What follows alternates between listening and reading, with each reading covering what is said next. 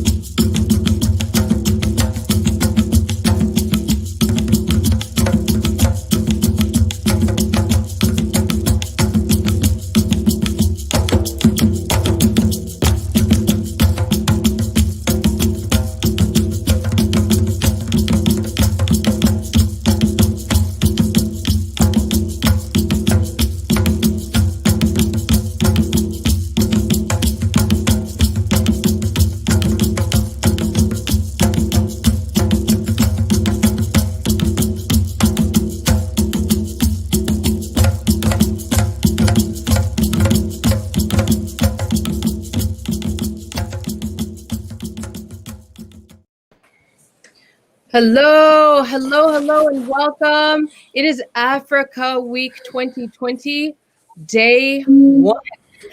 We made it. We're doing it. I'm so glad that we are all here for this panel. This is something we've been wanting to talk about since May when we first started, and that is talking about incarceration, the streets, the solutions. Also talking about how we interact with these systems that seem to be that are created to oppress us and aren't necessarily balanced in how we interact with them, to put it lightly. So this panel is called Incarceration, the Streets and the Solutions, and we are joined by 4 awesome people. I'm going to tell you a little bit about each of them and then have them introduce themselves further. First, I want to start with Bretto Jackson. He, right here in Portland, is a creator, a producer, a songwriter. He writes this best phrase I saw, dope hip hop music, which is true. Please check out his music online. My favorite currently is Jesus Had an Afro. And so he's joining us today. Hello, Bretto. Thanks for being with us. Absolutely. We also have Rich Hunter, also a singer-songwriter and producer, producing contemporary hip-hop, R&B, and what I like, neo-soul sounds. I love that. Also from Portland. We have Pato Banton, who is a Grammy-nominated reggae artist. He's known worldwide. And also joining us in the last 5 minutes, we just found out, and he is here with us, Onyeka Arika. Did I say Onyeko Arika? Yes. Right? Yes. Okay. All right. So what everyone Oneko is actually from Kenya. Okay. Is coming in from Kenya. All right. He's an international radio DJ, and he's my percussionist in my band All too. right. What's that? All right, so we have some longtime musicians, songwriters, producers, entrepreneurs in the house right now. And what all of these men have in common is they all are doing humanitarian work. They all are doing community service work. They all have some sort of dedication to it. And they all have had very close run-ins and experiences with our policing systems, with our incarceration systems, with our judicial systems. And the reason I brought them together here is because I think stories need to be told. I think we need to hear from the people who have experienced these things, and also how they use these experiences to create the new world that we're all experiencing. So if we could just go around to everyone, we'll start with Bretto in the same order, Bretto, Rich, Pato, and Onyeko. If you could just say what is the work you're most excited about right now that you're doing, and anything else you want to say to get us started. I just want to give all praises to the Most High God first of all, and thank Him for life, and just to be able to be here and share my experience, and for me to be able to make it through the experiences I went through. I couldn't do it without the Most High. So one of the most things I'm doing right now that's pretty taking up a lot of my time is I'm working with a company called Lines for Life. They're a suicide prevention company, and I'm basically trying to help them take their there's suicide prevention expertise into the so-called Black community and help our community heal from all the mental traumas that we've been through since the transatlantic slave trade. And also teach their staff on how to deal with our people that's going to be influxing into their system, because it's a predominantly white-based operators, and I'm basically helping these white operators learn how to take calls from so-called African Americans. So I went there for a visit, and I seen that all the staff was white, and I immediately said, how you guys going to take a call from the south side of Chicago? How you going to take a call from Watts, California, or from Compton? And that's how I got to this point now. And I lost my friend Tony Lamb about a month ago now. First person I ever knew that died from suicide. That's how I got into this work. So that's what I'm doing right now. Thank you. Thank you for sharing that. And blessings to your friend's soul. I also want to say something that you and I have talked about before, Bretto, that you said so-called Black people and so-called African-American community. One of the interesting things, and we talk about this a lot, is identity around Black African-American. What is that? What does it mean? And if you follow Bretto, if you listen to his music, and if you've seen the interview that we did a month ago, a 6T interview, we do dive into that. How are we identify, why and how, and what's the construct around identifying as Black and African-American? It's something we talk about a lot at Africa Week 2020. Who are we? So hopefully we'll sort of revisit that. Thank you. Thank you, Bretto. Rich, what are you working on that you're most excited about, and anything else you want to add? Well, I just want to say peace to everybody on the panel right now. Bretto is a longtime brother of mine. Peace, Pato. Maniko, appreciate y'all, man. Much blessings to y'all, brothers. But yeah, I'm working on some outreach right now and a lot of mentorship right now. So that's kind of been my big thing that I'm really trying to do right now. Really work on the preventative side of what's going on in the gang war and culture out here in Portland, Oregon, to be specific. But I know that the work that I'm doing, I'm hoping to really kind of move it over into other parts of the United States and abroad. But the preventative side, a lot of times we hear about the intervention side of work when it comes to youth and being able to transition them out of gangs or transition them out of the street life. But there's also the beginning stages of that, right? And the prevention side of that you can kind of head it off by mentoring them and leading them in the right direction at an early age and trying to facilitate what it takes to do that, life skills, whatever it may be. So that's what I'm working on right now. Beautiful. Thank you so much. And I also want to say that if you go and check out any of the music from any of these men, you will find that what they're they walk their talk. Obviously, they're all involved in they're telling you how they're involved in what they care about, but it also is in their creativity. And I want to point you specifically to a song that I just discovered by Rich Hunter called I Am a Man. And that actually features Bretto. Yep. And one of my favorite lines in there that you say is "Honor is my tradition." Mm-hmm. I love that. I love that line. It's something that I think we all could be meditating on and committing ourselves to a little bit more, right? Absolutely. Okay. So Pato, what are you working on? And what's up? Everything's blessed right now. Like Bretto, we always have to give thanks to the Most High first for everything and count our blessings before we complain. Mm-hmm. But I'm currently involved. I'm a student of a book called the Urantia book, and I'm currently teaching 2 study groups per week at the moment. And I'm teaching all ages spirituality.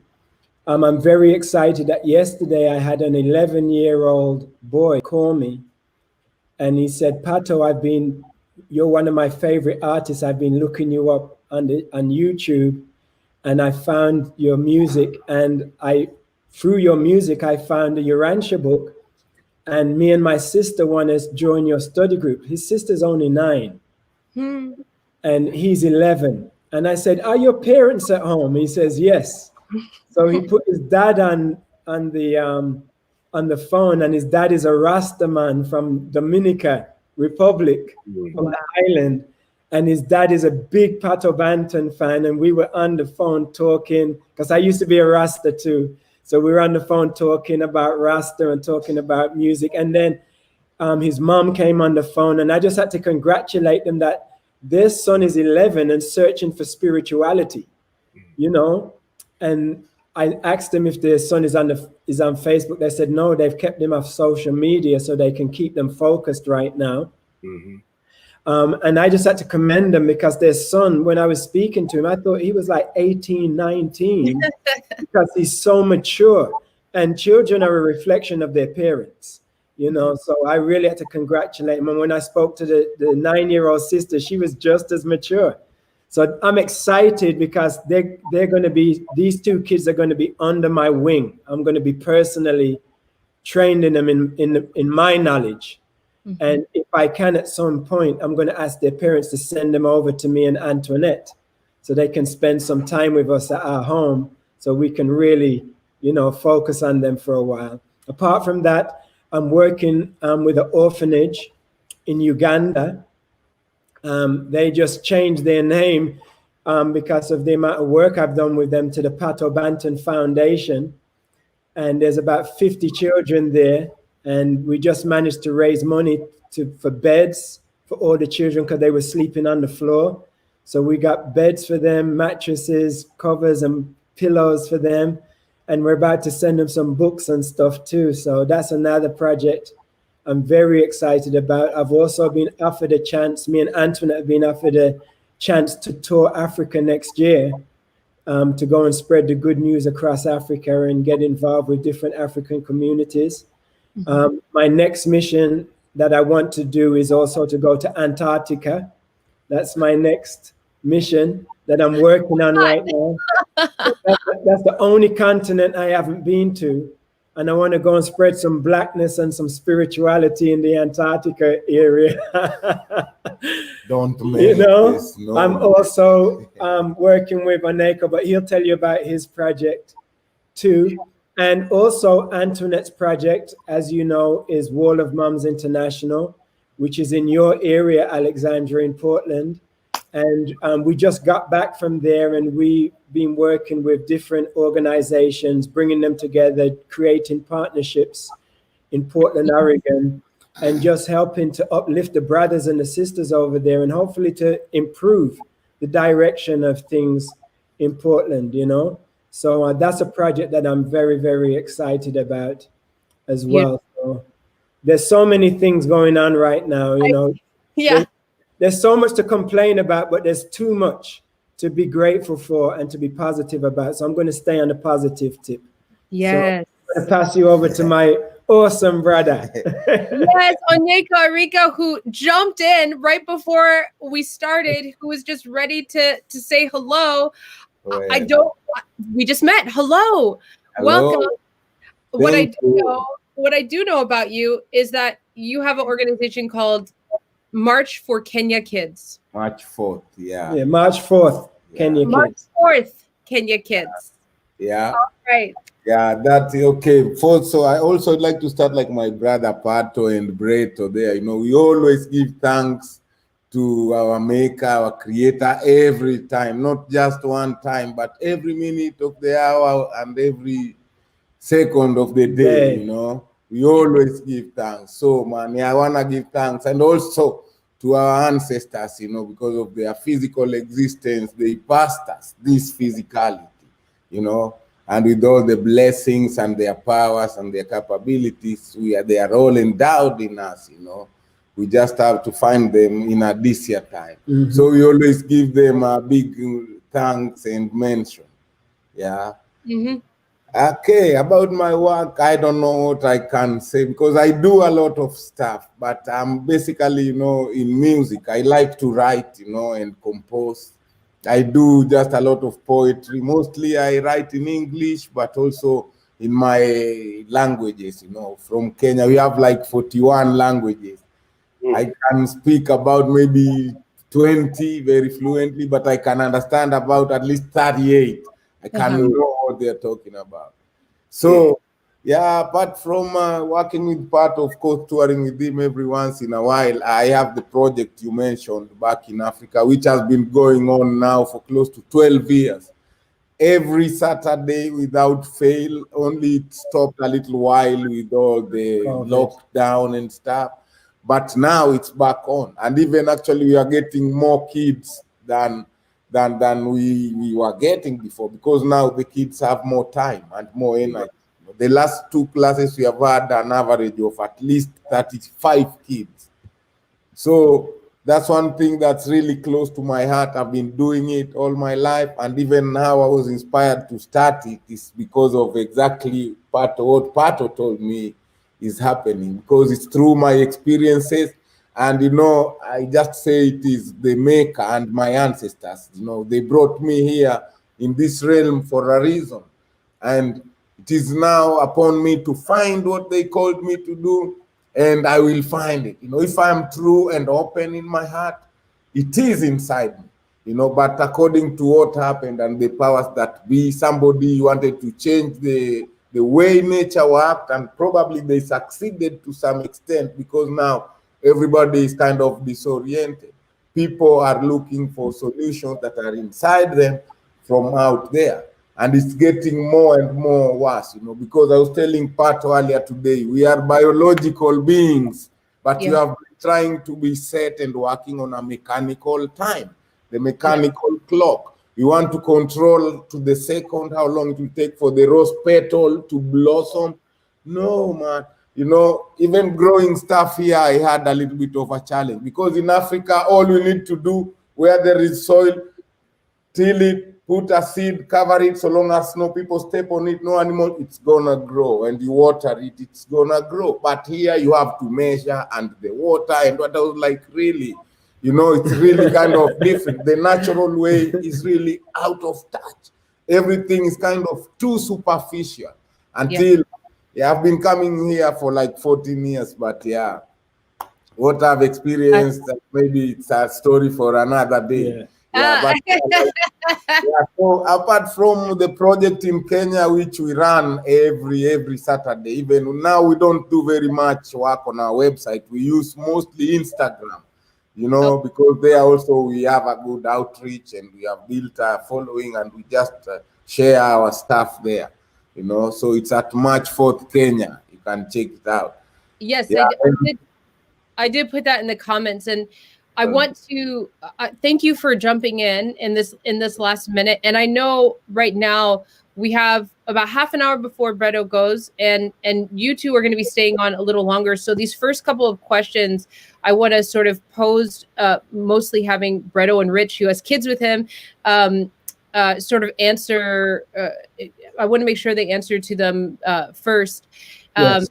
And I want to ask, because we're talking about the circumstances in which you all have ended up interacting with police systems and the neighborhoods you were in, and sort of what was going on in your life.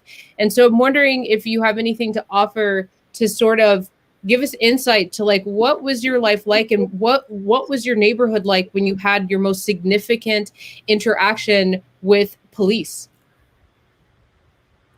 Go ahead, Rich.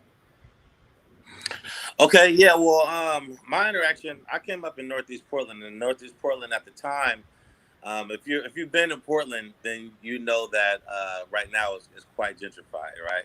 You gotta kind of really weave and go into certain communities and certain settings in order to really see people that look like us, right? So, but before, back in the 90s and the 80s and the 70s, for that matter, Portland had a very, very, very, very, very rich community. And in that community, we saw what we normally see, right? We see police trying to police our bodies and police what we're going, what we do. You got redlining, you got profiling, all these things that go on in your community.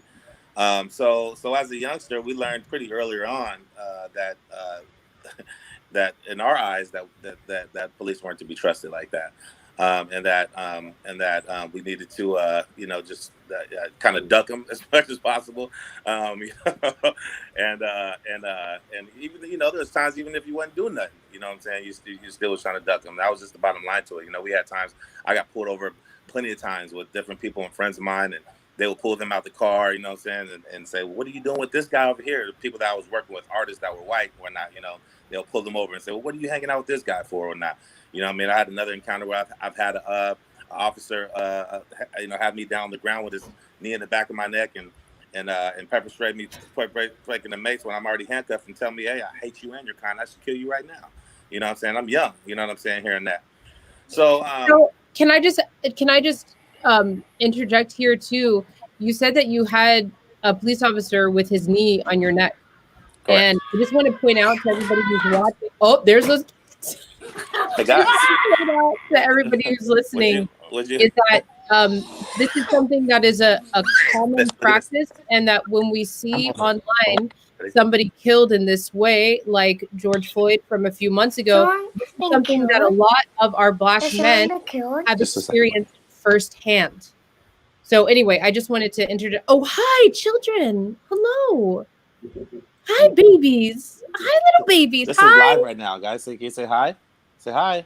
Hi. Say hi. What's your names? Say your name. Oh. What's your name? I'm Cairo. That's Cairo. And this Cairo. is Kenai. Cairo and Kenai. Cairo and Kenai. Hello. Hello. That's not Kenan. That's Superman. Yeah, it is. That's Superman. Yeah, that's Superman. So, yeah, but those are the things,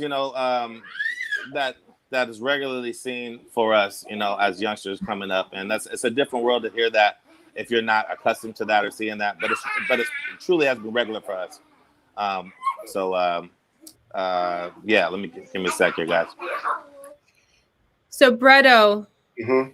could you add to your experiences, your most significant, what was your sort of given circumstances and your most significant interaction with our police system here? Well, it's all been significant. So it's just that one led me to prison, and the other ones I just happened to get away from. But their police systems here in this country are designed to oppress. They come out of the system of slavery. Before they were police officers, they were slave patrol. So our ancestors that came over in the transatlantic slave trade, they just all come from that system of oppression to now they're just doing it here with a badge, and they're paid by the government, and they're employed by the government to do their job. So I've never had any positive interactions with the police ever in my whole life. So I can't attest to that. I've seen them kill people. I've seen them get killed as well. Growing up in LA, we're pretty much not afraid of the police. You know what I'm saying? My generation of people who I grew up under, where I'm from, we would target police. Police would get targeted. So, it's not something that I boast on or speak on. It's just a part of life and things that I've seen growing up as a kid.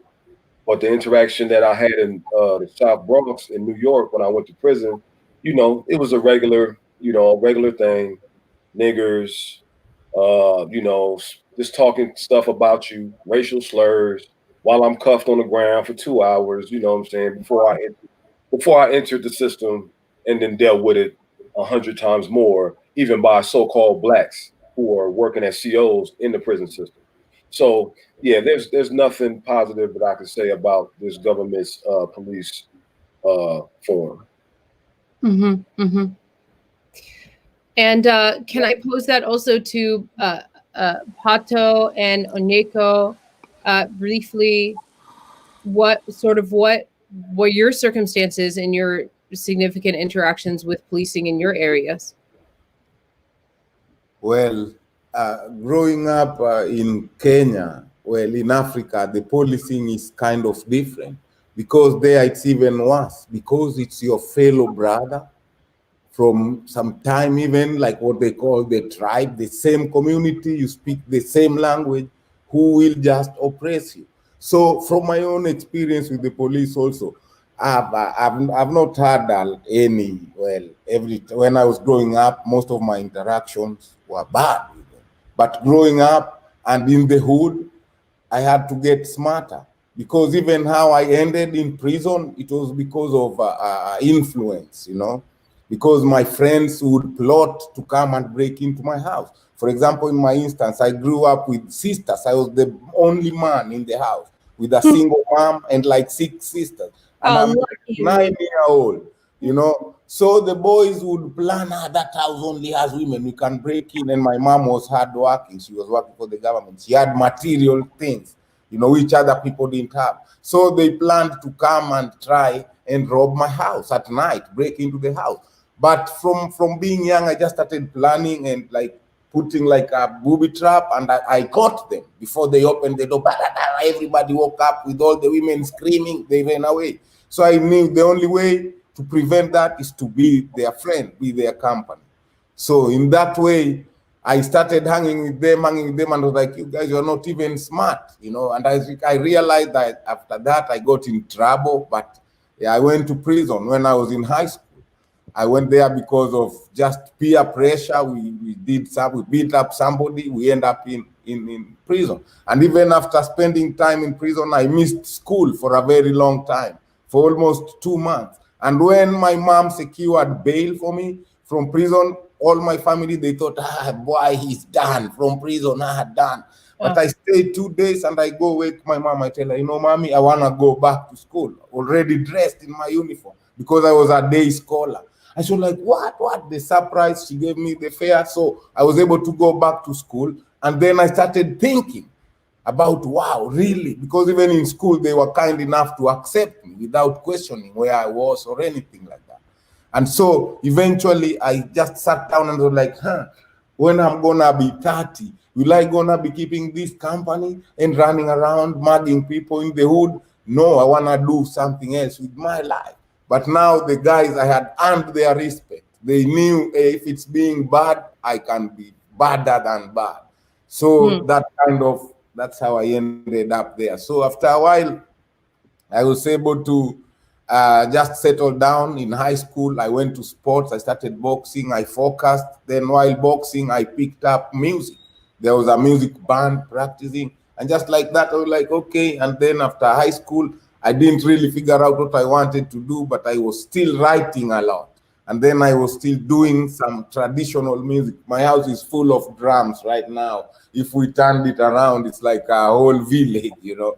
And so just that way, I was able to focus in music, and I came back to music. Pato, I listened to his music when I was 10 years old in Kenya for the first time.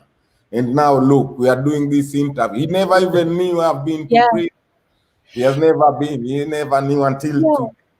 Right. Could I ask, before we go into Pato, just by raise of hands, for all of you who either were in the incarceration system or experienced jail or sitting in a cell for a while, for all of you, was music something that helped you get your experience of music, your creating music, something that helped you get out, helped you through that experience? Oh yeah, definitely. Oh yeah. Okay. All right. Awesome. Pato. Yes. So my early experience is, when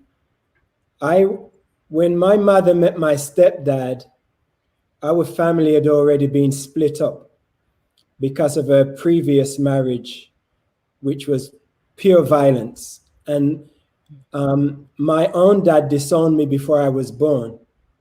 And then my mom got married to this guy who gave her 3 sons. So I had 3 younger brothers. But throughout that time I witnessed her marriage to this guy, he would beat her every weekend. He would get drunk, he'd gamble, he'd lose his money, and then he would be violent. And so when I was 6 years old, she decided to leave him. And she came in the house, we was in the basement, she grabbed her clothes, threw them in a bag, and ran away. And I was just sitting down on the bed crying because I knew that she was gone. And then when her husband came back, my stepdad, he set the house on fire, locked me and my 3 brothers in a room in the basement, and set the bedroom I was in on fire and locked the door and left. So I had to figure out how to open this gigantic basement window at the age of 6. and get my brothers out and get myself out and tell the people upstairs that the basement was on fire. Then our family was split up. 2 years later, I was with my mom's new boyfriend, and he was from Jamaica, and he was a DJ. This was before reggae music. He was a Jamaican DJ, and our house was the illegal nightclub for the Black community in Birmingham, England. No. And at the age of 8, I was the security. I was the one that opened the door and closed the door from 10 o'clock till 3 a.m., 4 nights a week. And when the police would come to stop the party because the neighbors was complaining, I would lock the door, go and tell my mom, who had renovated the kitchen into an illegal bar, selling drinks in the kitchen, and she would give me a big box of beer and say, go and give this to the police. And so I take the beer to the door, push it outside, the police would take the beer and say, have a good night. So my earliest experience at the age of 8 was that the police could be bribed. With the beer. My second experience was when my mom and dad went to a party one night without me. And they did a party in somebody else's place. The police raided the party, shut down the party, and handcuffed my stepdad again. And my mom said to the police, where are you going with my husband? And the police officer, his number was PC 366. This was 30 years ago. You remember. And he said to my mom, shut your effing mouth, nigger. And he punched her in her mouth, in her face. He knocked out 4 of my mom's teeth. And the reason why I never forgot him was because I was planning to get him one day. And I memorized his number. So the day I saw him, I would punch 4 of his teeth out. But anyway, my mom went to court. And when she went to court, the judge made my mom pay a fine for disturbing the peace. And nothing happened to the officer. My next experience with the police, I'm going to keep this short because I got a long list of experiences. But my dad, one of my stepdad's closest friends, who was at the police station. So I knew that there was good police and bad police. Okay? Anyway, one day I'm walking through the city center with my cousin, and I have a tape machine in my bag. I'm 16 years old. And 2 police, plainclothes police, just stopped us and says, where you guys going? I said, what's that got to do with you? Who are you? He says, I'm a plainclothes police officer. What's in your bag? I said, it's a tape machine. He says, let me see. I said, no, it's my tape machine. Anyway, the 2 officers jumped on me, started fighting me. My cousin ran away, and they called for backup. Next thing I know, I'm being kicked on the ground by about 10 officers. They handcuffed me, dragged me to the station. And when I get into the cells in the station, I hear all these black guys in the different cells crying for their mothers. Wow. About 4 different black guys just getting beaten in the cells. And they're crying, begging for mercy. And so I'm handcuffed just in my cell waiting. And then after about an hour, they just came into my cell and just started beating me. Smashed up my face. Bruised, probably broke a couple of my ribs, but battered me.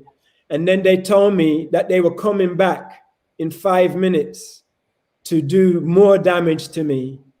But I could avoid the beating if I would sign a list of charges of crimes that they couldn't solve. So they came back and beat me anyway, and then forced me to sign a list of charges. Now, I wasn't an angel at that time, but I had never been caught for anything that I had done. But to get beaten and forced to sign charges was a new experience for me. And so they sent me to a grown-up prison. Immediately sent me to a grown-up prison, and I was only 16, and I was sharing a jail cell with this guy who murdered his girlfriend.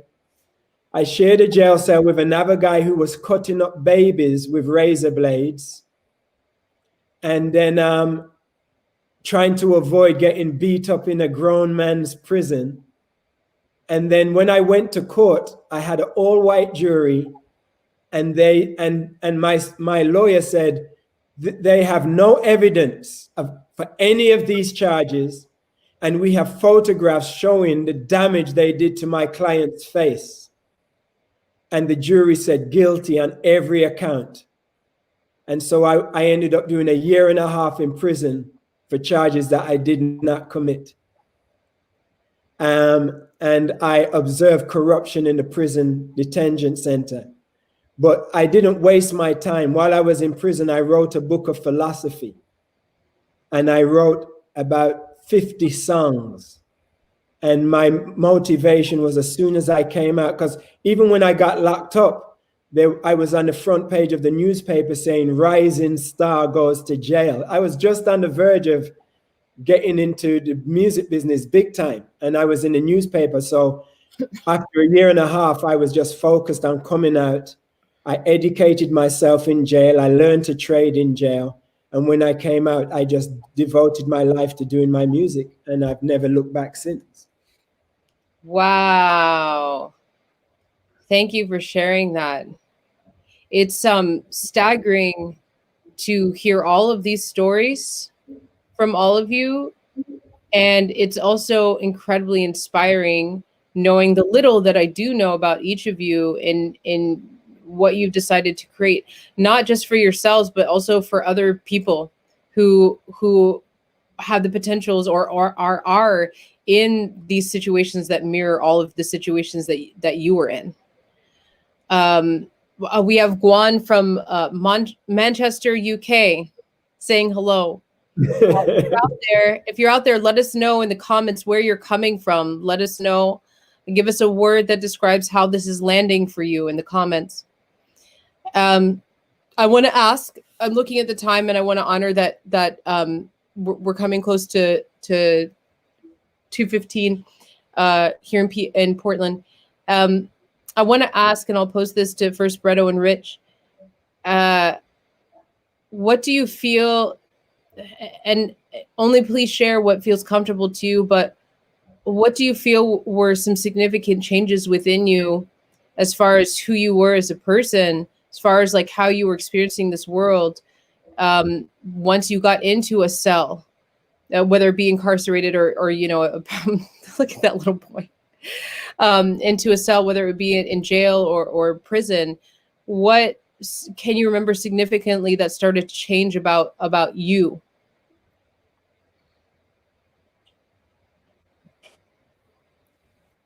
Bretto, you want to take this one? Go first? Bretto. Change about me was I just realized that you know, it's a lonely situation. You know what I mean? I was from the West Coast, and you know, I was in the federal system. And well, first I was in Rikers Island. I was in the state system, and you know, all you got is yourself, and you got the Most High God. You know what I'm saying? That's it. And you know, I've always been a spiritual person, but I felt like the Most High put me in that situation to build my relationship closer to Him. So I had to keep my edge to survive, but also had to stay rooted in the Word, the Scriptures, and my faith. So that alone time that I had with the Most High was the most precious thing, and learning to trust Him and depend on Him. And that's something that I took from that situation that I use to this day. You know what I'm saying? And I'm still growing from that experience. And I think that's the most important thing that I dove into. And I found out how to love myself, and I found out how to be cool with myself. Being in a room by yourself and still finding enjoyment. You know what I mean? So that was one of the most things that I keep to this day. I don't really need a bunch of people around. I'm content with being here in my house by myself with my son.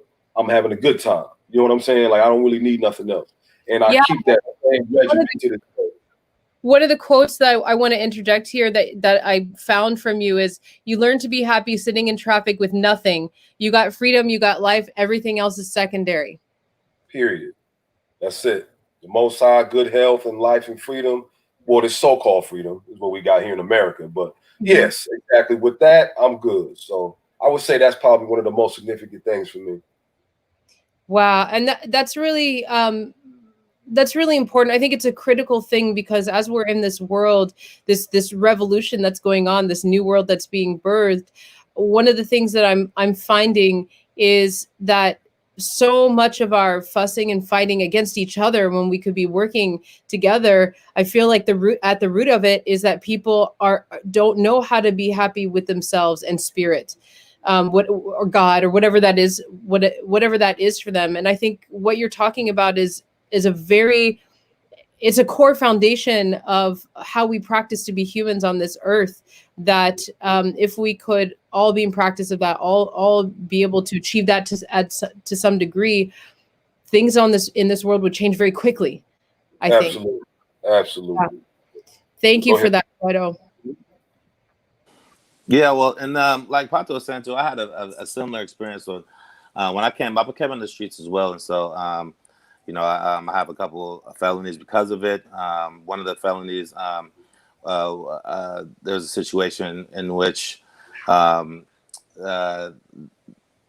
didn't have the evidence that they thought that they could try to convict me on something, and so the police officer lied on the stand, and they lied so that they can get a conviction of me. So I realized early that there was a lot of corruption as well in it, in the system when it came to that, and it was a very big distrust in that. I've had a couple of cool encounters, and I think there are a few good officers out there, but from what the overall system actually represents, then it's easy for a person like myself to have that distrust. So having spent a couple months here and there in the county jails and some forest camps and different things like that, after going through that experience and still doing music this whole time that I'm doing that, and still having this passion for music, I actually had a cousin who played professional baseball at that time.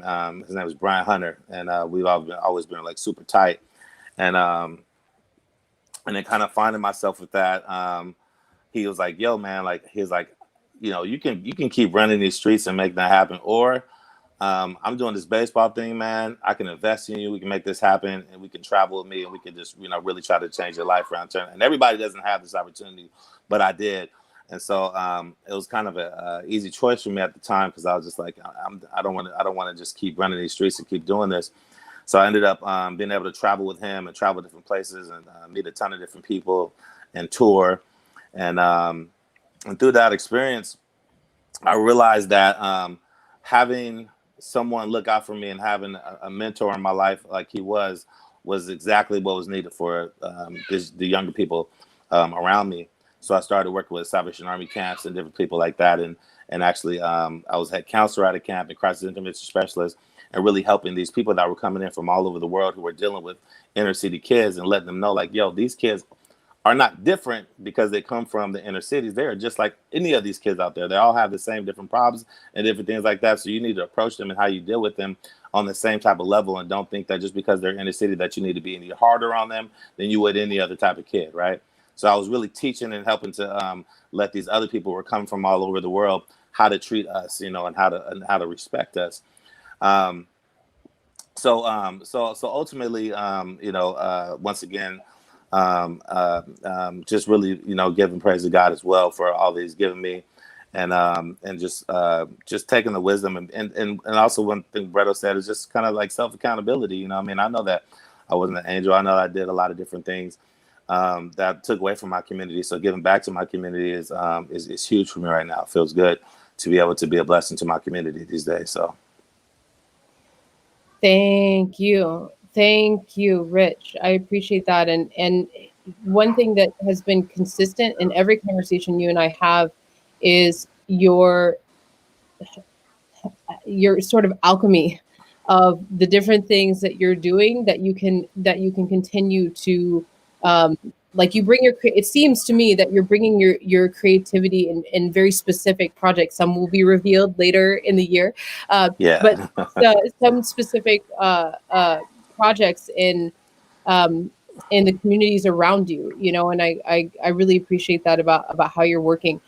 Before we go back to Pato and Nyeko, I want to ask Bretto, because I know he's going to leave pretty soon here, is the work that you're doing right now, like what you're creating in your music and also in the work with the communities that you're working with. I also just saw that you're advocating for outdoor spaces for parks, which is awesome.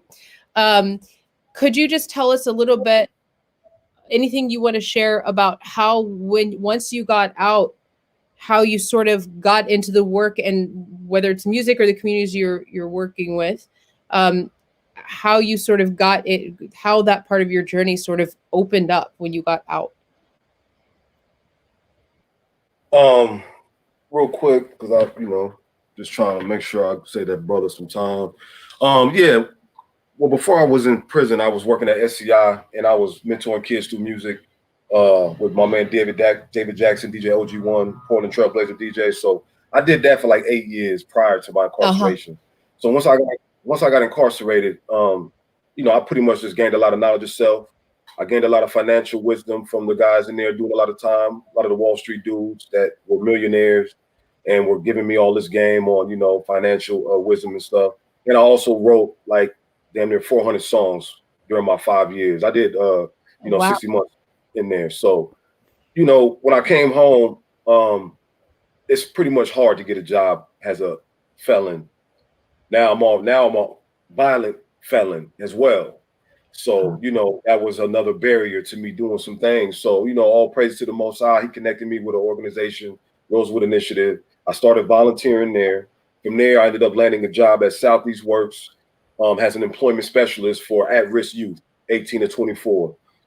Once I got in there, it was a wrap. That I pretty much hit the ground running and just started giving up everything that I got to these kids who are, homeless, Black, Hispanic, Native Indians, even some, Europeans, but most of them were, coming from that look like us. And so, I pretty much, they respected what I had to say because I've been through that realm and I wasn't in no suit and tie talking to them. I'm talking to them dressed like them, listen to the same style of music and have the same type of moral compass. So I was just able to give my wisdom and knowledge about what it's like behind that wall and to keep them from going into that situation. And they pretty much just sucked it up, and now I'm working for POIC Chai and I'm doing the same thing. And it's pretty much just a respect level across the board. Once you respect it in the street and then you go on the other side of that fence and you get respect there, you come back here, now you got a lot of stuff to go with you. You know what I'm saying? So you know what it's like on the outside and the inside. And they lend their ear a little bit more once you've already been in that situation and you made it out. So, that's how I pretty much got into this work. It's just like Rich said, we got to give back. I won't be doing this if I wasn't getting paid, whether it's through music or whether it's through actually being a mentor to somebody. So on the music half, everything I write is literally life-based, something I lived or experienced. And we can use that as a field of ministry and as a field to mentor our kids and to communicate with each other. Beautiful. Thank you for bringing that truth. And thank you so much for tolerating all of my texts and calls to you. Just got to do stuff, Yes, thank you for being here with us. And whenever you have to duck out, you're welcome. We thank you for being part of the Africa Week family. We appreciate having you here and bringing your wisdom and truth. I'll stay on until they call. So. Okay, sounds good. So, Nyeko and Pato, when posing this question to you, as far as being sort of in that system, in a cell, in jail or in a penitentiary system in Kenya, maybe it's called something a little different, but you're still in a cell. What did you notice about yourself that was changing, and how did you bring that out into the world when you came out? Well, for It's a big me, question, I know. yeah, it's really, there's a lot of dynamics and different angles, to that question. I'll try to make it as simple and as encompassing as possible. But yeah, because like for me, even before I got arrested, I already had a lot of questions about just how the system was working. So can I ask you a question? Yes, before you go into this. Yeah. When you got involved with these guys who were gang members, who were trying to break into your house, Yes, sir. and you realized that they weren't that smart, Yeah. did you, once you got involved with them, did you become one of the leaders? Yeah, they actually nicknamed me. They started calling me Master Plan because all of my plans went good, All right. So when the police got you, they got the ringleader. Yeah. All right. Yeah, but we were arrested for something different. Like for beating up some guy because of a different reason, All right. So what did you realize then when you got locked after up? when I was in prison, I found out that there's a lot of stuff we can do, with our lives instead of just wasting away. But still, I realized that there was not many opportunities, because looking at it from that angle, I figured out the best way is to find something for me, that can help me survive even when there is nothing else. So what I did is I built bridges, while I was there, I realized, the best way to survive is to build bridges with all the bad boys, with all the police, because they are also like very mechanical, because they are very easy to read, they are psych, and I pray God that, I hear like Bretto's story, it's really sad and tough. Because what people portray out there about America and about people of color in America, is totally different. It's been mostly misinformation. And from me experiencing here, and it brings to mind the decision I made, the feeling it gave me being in prison, comparing to Bretto's experience, for instance. For me, it gave me a way to be like, okay, now, when it gets hard, you gotta get harder. When it gets tough, you get tougher.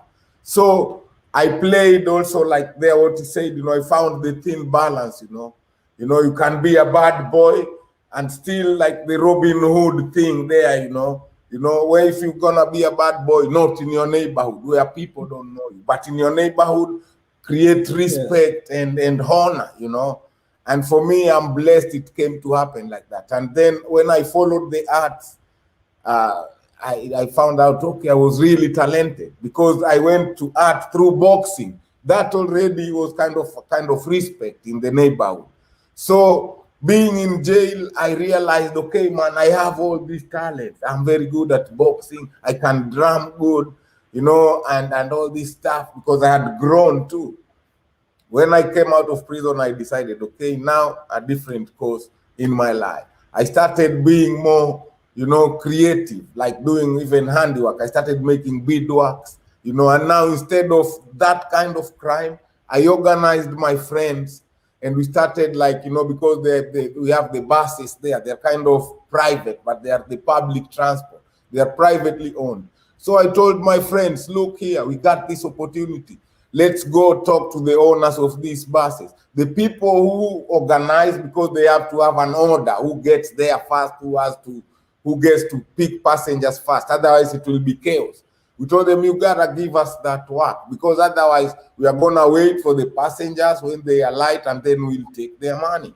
But if we do this and then you pay us a little, 2 cents, 20 cents, $20 cents for every car, and even that, it went out. I was still very young in high school when I came up with that idea. It helped me because I never had to pay for public transport. Even I would take my mom when she didn't have bus fare and tell the tout, hey man, take my mom to the city. I will pay you later. Okay, that respect, So eventually I figured out in prison, I don't want to be like, on the bad side every time. And after what I had made for myself, I started now doing only positive things, And just like that, I picked up music. I picked up art. I saw that in the neighborhood still most of the kids were following that same lane. And that too inspired me to start this non-profit, which the aim is to give these kids something to do. Because being idle, they see their elder brothers, they go because of also the poverty. When they bring the money, the mom knows it's proceeds from crime. But because she had nothing to eat, but, oh, my son brought some money, thank you. Then next time, you know, they say, my son is not a thief, blah, blah, blah, you know. So, yeah, that's about what I can say for now. Thank you, brother. Cheers. Thank you. For me, one of the things that I learned when I was locked up was the value of time. And how important it is to have time to think.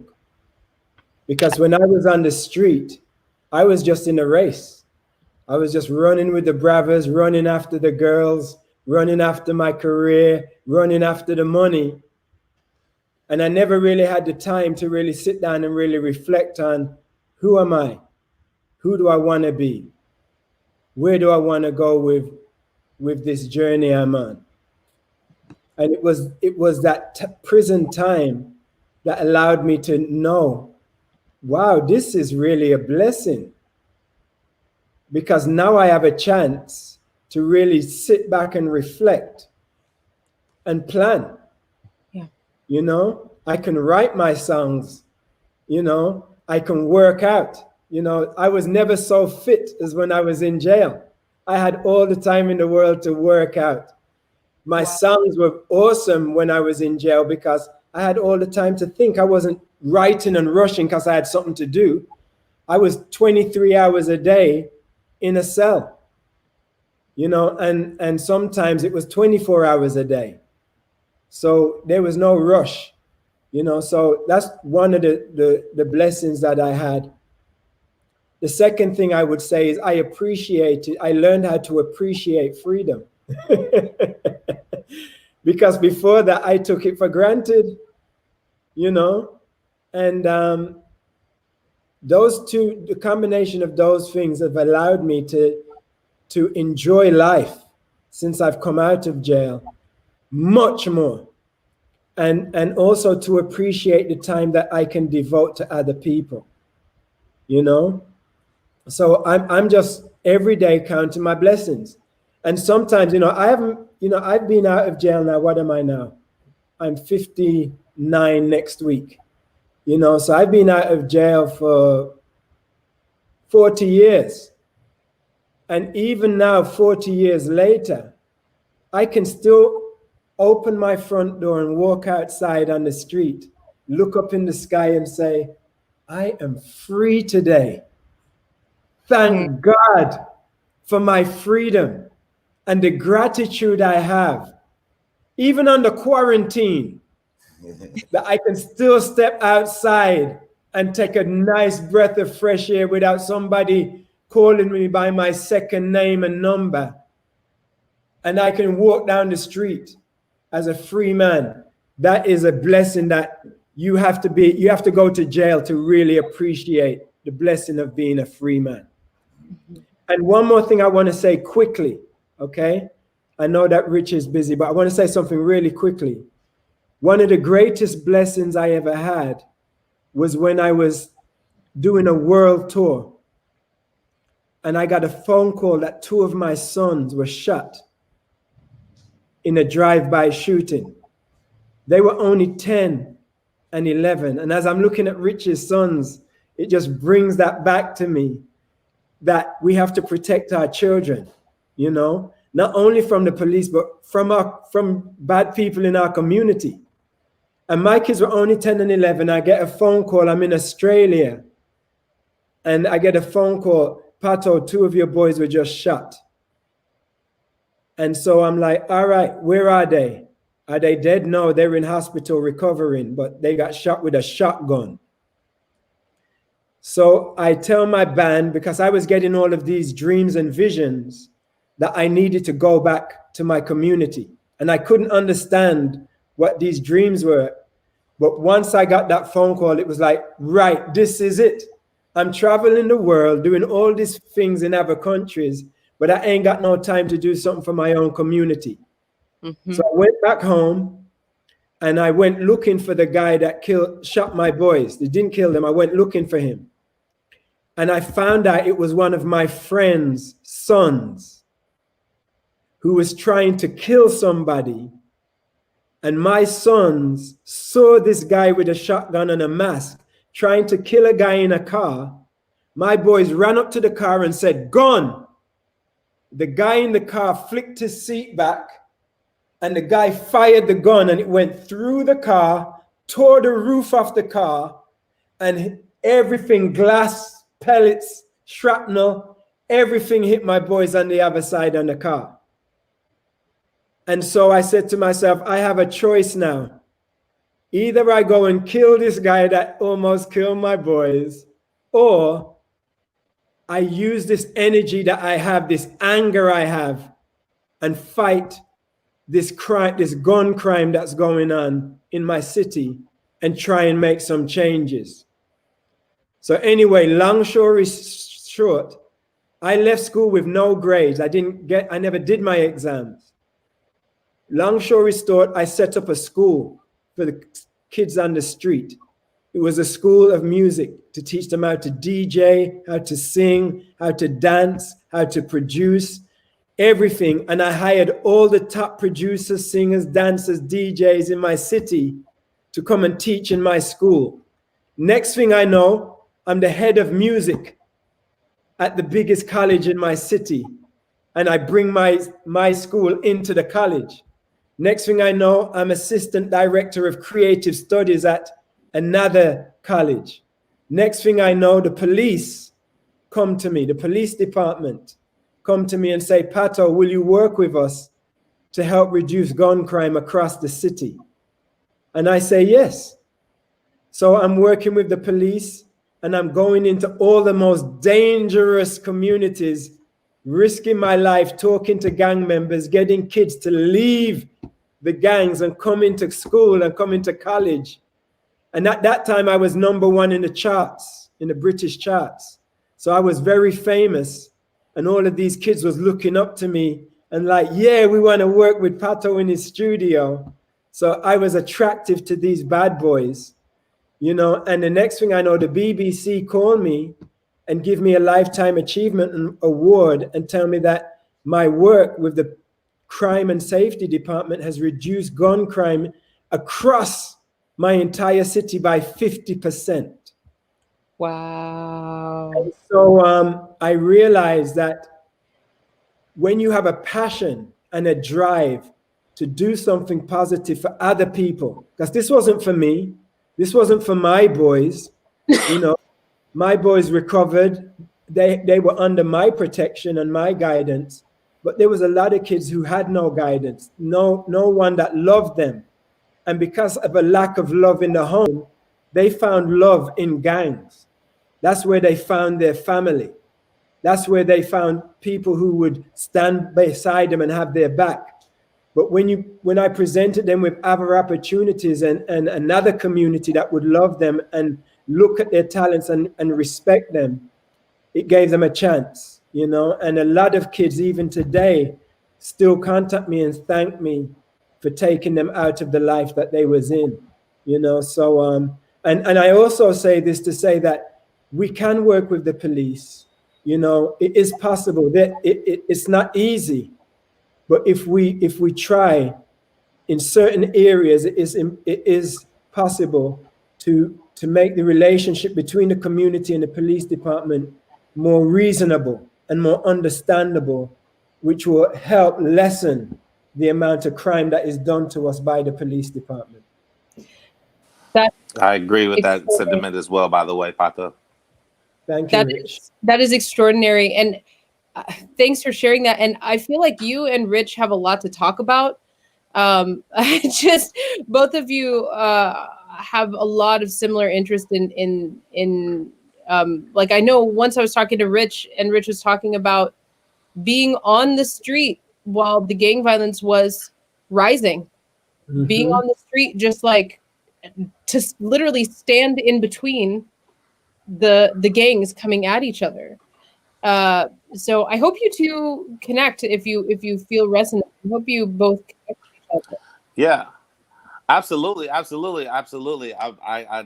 know about the legend walking over Yeah. there, man. So but I definitely agree with the sentiment that that we can work with law enforcement and try to build the bridge in that gap. I've been at a couple different community uh, uh, food basket giveaways and resources for the community recently where the police were there. I have a good friend of mine who used to do community outreach work, who now is a sergeant with the police. I think he's a captain now, actually.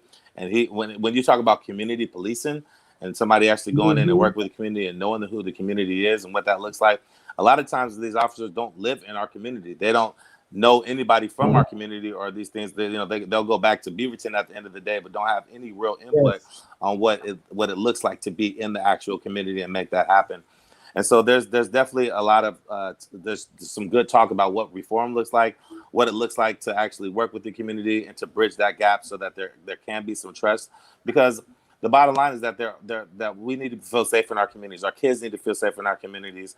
They need to be able to know that they can have outlets and things besides feeling like they have to, start slinging or doing whatever they need to do to feel important, that there's some other avenues and different things that they can do to get resources and to fill that void. Because one of the things about gangs is that it's tribal, right? You know what I'm saying? It's instinctual for us to want to belong to something and want to be involved with something that's greater than ourselves, or the camaraderie of brotherhood, right?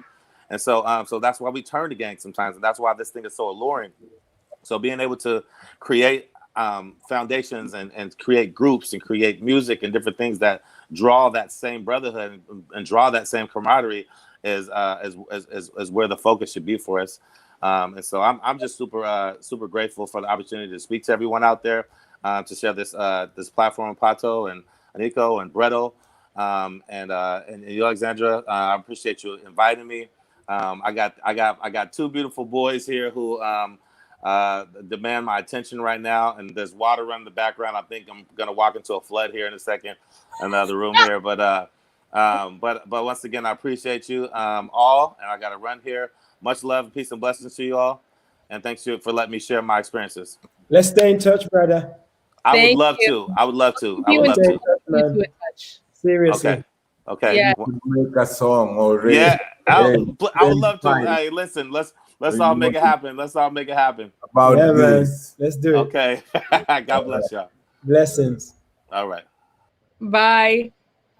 So, my friends, we have about 10 more minutes, and I do have another initial question, but I'd like to hear anything else you want to add.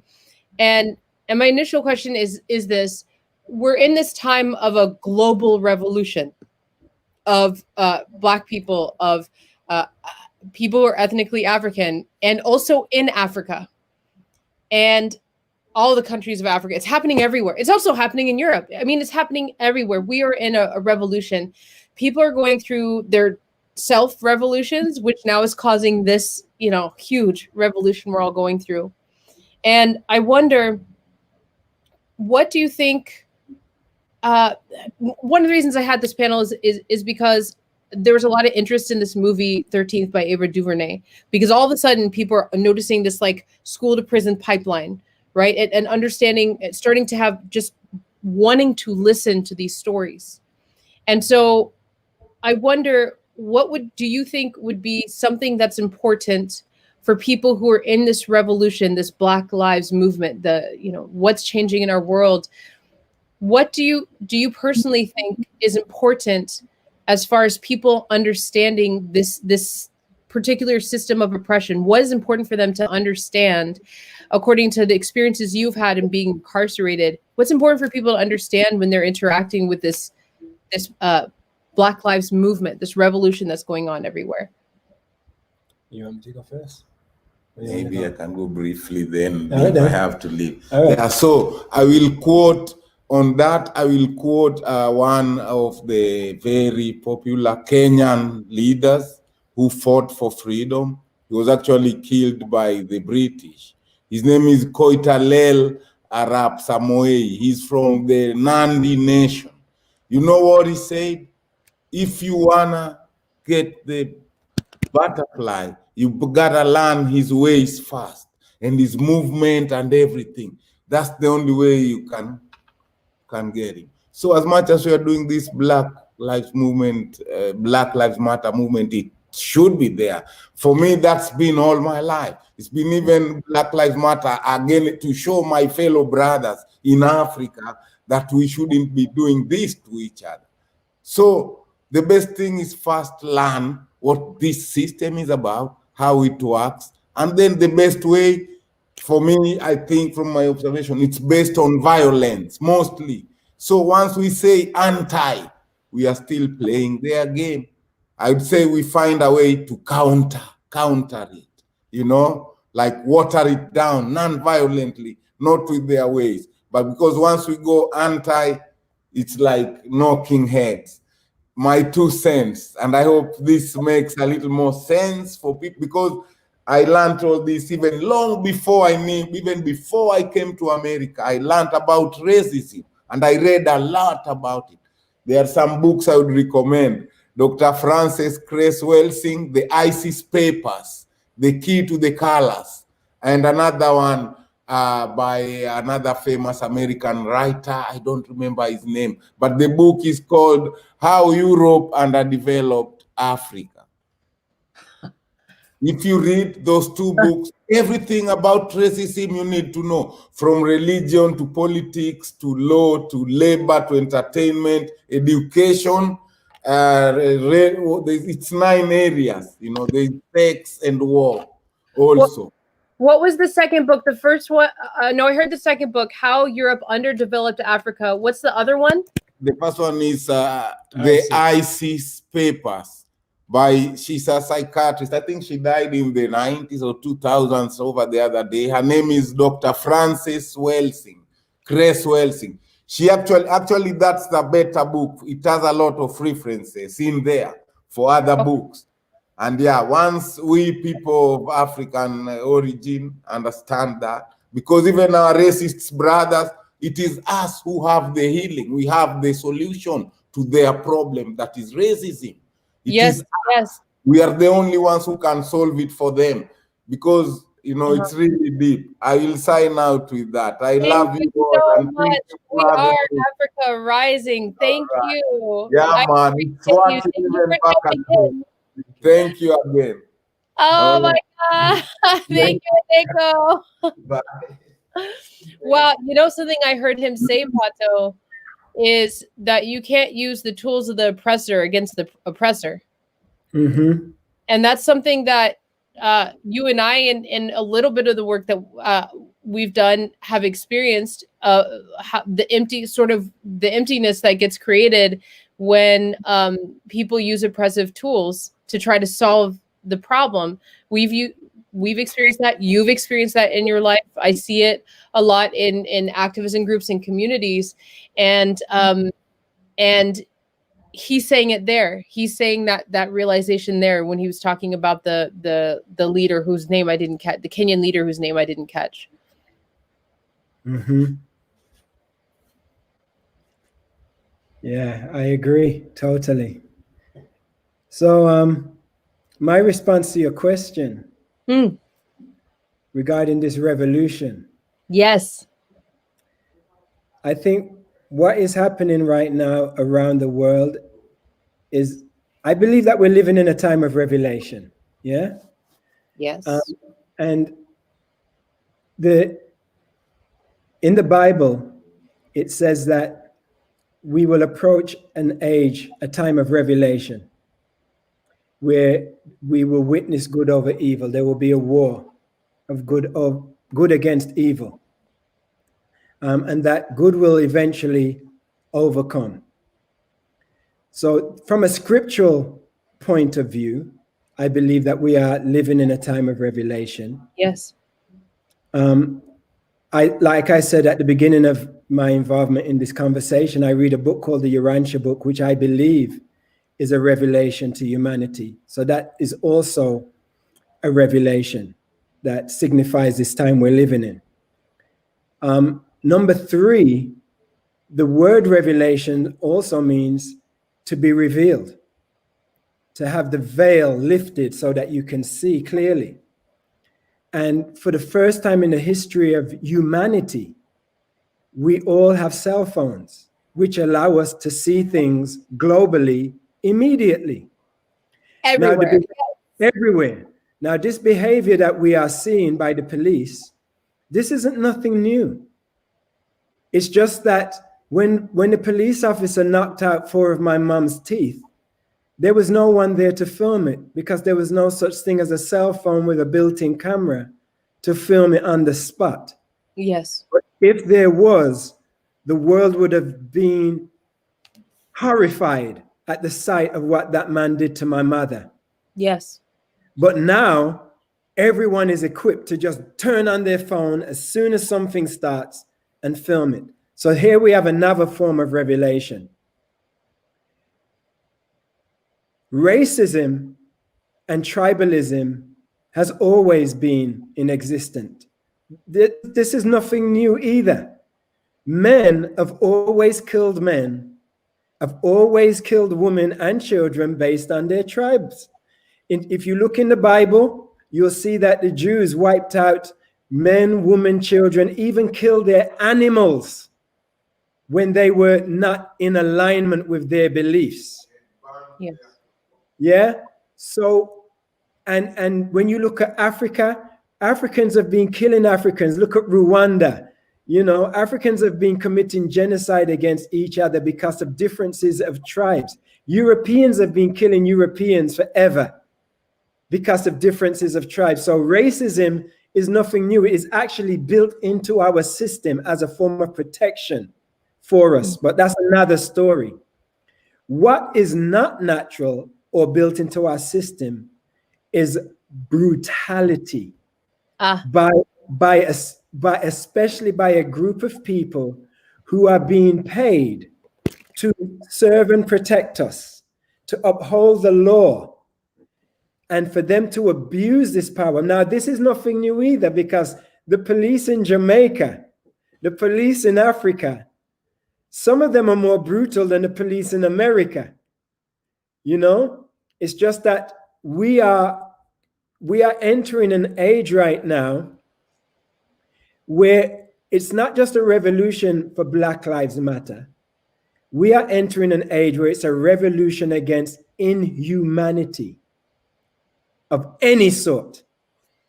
Now, I believe in evolution, and human beings, according to my studies, have evolved from animalistic origins to becoming human. The next step of our evolution is to become humane. When we see police brutality, it is inhumane. When we see people killing gay people, it is inhumane. When we see sex trafficking, it is inhumane. When we see children locked up in cages because they came across the Mexican border with their families and they are separated from their parents and locked up in cages, we are outraged because it is inhumane. When we see Black people on death row get released after 37 years in prison for a crime they did not commit, and because of false police evidence, we are outraged because it is inhumane. When we look at domestic violence against women worldwide, we are outraged because it is inhumane. The Black Lives Matter movement is one of the movements against inhumanity. So it's not one thing, it's a lot of things during this time of revelation that we are standing against. We can't stand against it alone. No. You know, we have to have other races joining us as a family so that we can tackle this thing. You know, we need lawyers, teachers, doctors, police officers, people, everybody, politicians. Everybody, even those who are scared. I just want to put this out there too. Even people who are scared, even people who are feeling timid about this. That's right. Even people who are confused. Everybody. We need everybody to be on board. And even if you don't want to go and march, you can use your online name, personality, your profile page, whatever it is, to send out a message of humanity, of being humane, of more love and unity. So, we do need Black leadership to stand for the cause, but we need a united Black leadership, because I am seeing so much disunity and competition amongst our Black leadership that it is disheartening. But I also believe that we also need to give white people a voice, because sometimes white people only listen to white people. And there are white people on the front line who can articulate the Black dilemma in America very well. So I embrace every race to speak on this subject. I embrace every occupation to speak on this subject. And I encourage all Black people to be united. And as Rich said, we need brotherhood. We don't need tribalism in the ghetto. We don't need gangs anymore. We need one brotherhood, united to stand up against what is happening to us in this systemic racism, which affects us in every avenue of society, in prison, in the police system, in the hospitals, in education, in politics. We are affected by it everywhere. We have a long way to go. We've come a long way, but there has been some progress, but we still have a long way to go. And every time that we get to an apex, there has to be an explosion, just like we had with George Floyd, and there was a global explosion. We get back into our comfort zone after a while. People stop marching. People stop, speaking out until something major happens again. And then boom, there's another apex, another explosion. For the people on the front line who are passionate about this, like you, Alexandra, like my wife, Antoinette, who never stops bugging me. And she never stops. She never stops. Ever stops. Ruth stops. Never stops. We need to appreciate the people that never stop, even if they are annoying sometimes. We need to appreciate them and recognize that their role is to remind us when we think it's time for kumbaya. They need to remind us that it's still going on, and the struggle is not going to end until the violence and the inhumane behavior towards us ends. And we have a long way to go. We have a lot of educating of people to do. But as a follower of Christ and as a child of God, I am confident in the victory of good over evil. I am confident in humanity over inhumanity.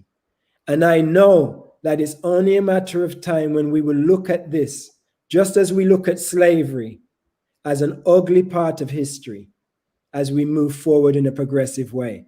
But during this time we're living in our lifetime, it's time of struggle and a time to fight for change by any means necessary. And that's all I want to say. Pato, thank you so much. It has been a pleasure getting to know you. It's been a pleasure trading dog pictures with you on Messenger. and it's been a pleasure to create this space where your wisdom comes through. It just really, my mind is blown, and I'm so glad that you also brought in your spirituality into this, because this is something that I think is a hump for a lot of people, is to be able to, our unity requires us to tolerate each other. And we all have different ways of interacting with spirit. Yeah. And Yes. this is something, religion and spirituality is a big sticking point where we can be separated yet again. And so I think this is also sort of a conflict or a battle or whatever we want to call it, that we will also have to interact with in this revolution of revelation. Yes. So I appreciate you being very proud and being able to be tolerant of other spiritualities as you walk your walk and you teach. So thank you so much for being in this space. I really appreciate you. You and Antoinette, we are still adding to our schedule for the week. So if you still want to do something, we can create some overlaps and let me know. All right, we will do. We'll be back. All right, everybody, Africa Week 2020, thank you for being in this conversation. Please, the best way that you can help us right now is to share this conversation. Who do you know who needs to hear this? What groups do you know need to hear this conversation? Share away from the Africa Week 2020 page or wherever you're watching this broadcast. We love you all. Thank you, Pato. Thank you, Oneko, who is somewhere else in the house. Thank you, Bretto, and thank you, Rich. Mwah, mwah, mwah, mwah. Bye. Thank you.